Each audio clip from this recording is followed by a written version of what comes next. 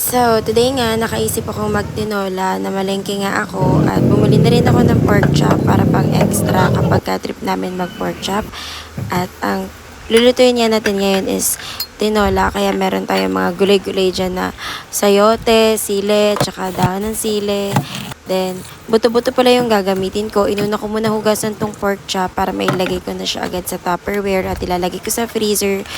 Then, tsaka ko na itong sinunod itong mga buto-buto para sa atin tinolang baboy. At nilinis ko muna ng maigi para matanggal yung mga buto-buto na excess. Then, tsaka tayo nag-chop ng garlic, ng onion, ng luya.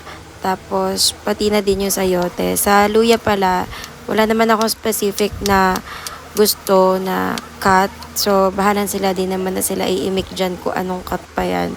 So, basta ako naghihiwa lang ako. Hindi ko alam kung ano ba dapat hiwa pagka mga anong lulutuin. So, basta hiniwa ko lang siya sa preferred ko.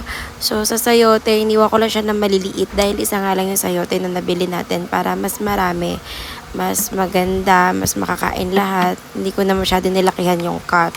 So, ganyan na lang yung hiwa na ginawa ko. Then, after ko nga yan mahiwa lahat, bago talaga ako mag-start is, hinihiwa ko muna lahat ng rekado para di ako mahirapan. Tapos, tuloy-tuloy na lang ako sa luto. Inuna ko muna yung luya. Yun talagang inuuna ko pag nagluluto ako ng tinola. Tsaka ko sinusunod yung bawang, sibuyas. Then, tsaka na tong baboy.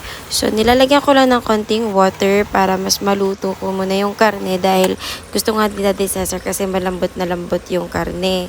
Just kapag okay na yung lambot niya, tsaka ko siya nilalagyan ng maraming sabaw. Ito pala ibigay ng tita ko. So, thank you po sa sotanghon. Favorite po ni Ari. Then, kapag malambot na yung karne sa sabaw, tsaka ko na siya tinitimplahan ng pork cubes, patis at asin. Nilalagay ko na rin yung mga sayote para lumambot, dahon ng sile at yung sile natin. At pakukuluan ko lang to ulit. May make sure ko na malambot yung karne. And then, okay na yung tinola natin. Thank you so much for watching. Bye for now.